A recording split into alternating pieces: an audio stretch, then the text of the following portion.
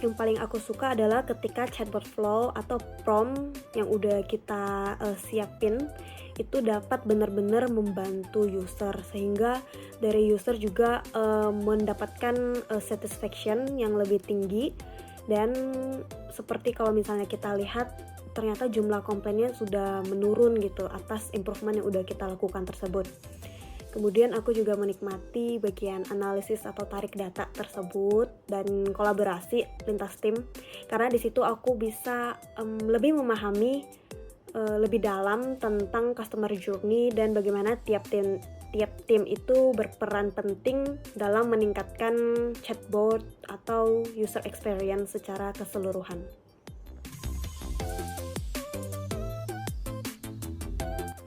Tantangan terbesar biasanya datang dari ketika tiba-tiba ada isu dari production, dimana kita harus cepat menganalisa sebenarnya sumber masalah ini itu dari chatbotnya atau API-nya atau flow yang udah kita bikin sebelumnya.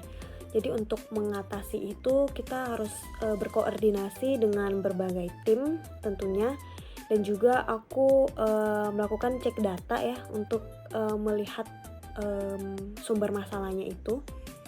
Dan selain itu juga tantangan lainnya itu adalah menentukan prioritas dimana saat lagi banyak-banyaknya project atau isu. Jadi time management kita juga harus dilatih.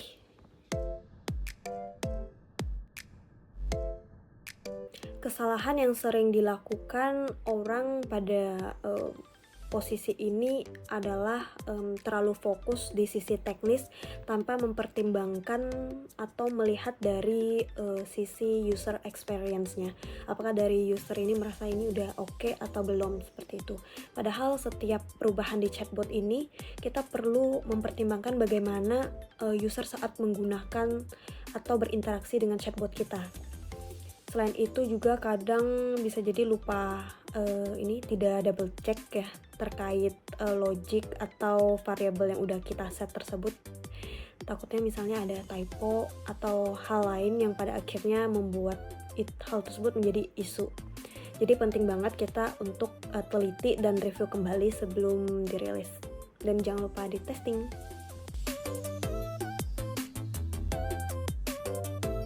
Salah satu project yang paling berkesan adalah ketika tim kami membuat fraud related project, bekerja pada project fraud itu, yang dimana karena pada saat itu aku benar-benar terlibat dari awal, mulai dari menganalisa existing flow dan handling saat ini itu seperti apa, dan juga sisi dari user ini apakah mereka merasa terbantu atau kurang terbantu dan lainnya.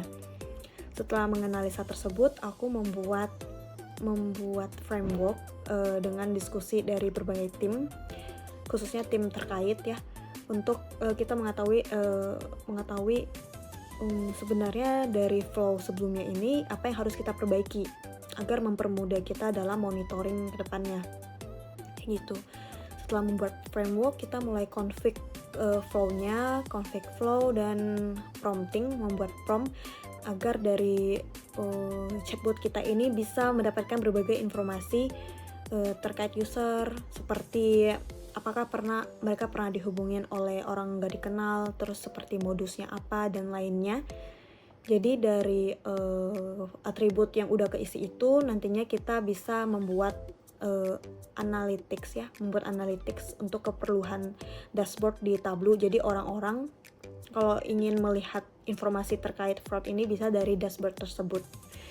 Selain itu, setelah kita publish 10%, itu kita iterate terus, kita kayak melihat per periode apakah ini impact-nya lebih bagus dari sebelumnya dan lainnya.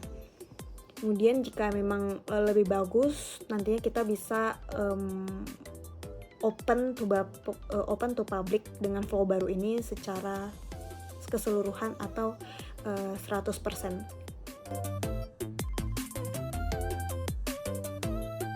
Pernah terutama pada saat workload-nya ini lagi tinggi, yang dimana lagi banyaknya project atau isu yang memiliki kepentingannya masing-masing. Jadi untuk mengatasi hal tersebut biasanya aku jeda sebentar untuk menentukan prioritasnya gitu, menentukan prioritas ulang sambil diskusi dengan lead dan tim aku agar kita bisa saling bantu dan support. Kemudian selain itu juga aku usahain keep a healthy balance dengan melakukan hal-hal lain atau hobi yang aku suka di luar kerja. Jadi bisa balik fokus lagi di pekerjaan kalau misalnya aku juga udah merasa lebih oke.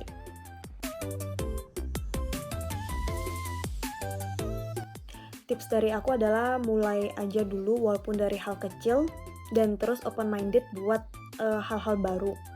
Kemudian juga coba pahami dua sisi, mulai dari sistem kita dan juga kebutuhan dari user.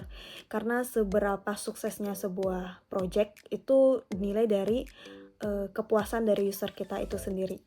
Kemudian juga jangan lupa untuk membangun relasi dan networking yang bagus, yang dimana itu juga bisa ngebantu kita banget, apalagi kalau koneksi itu kita jaga dengan baik.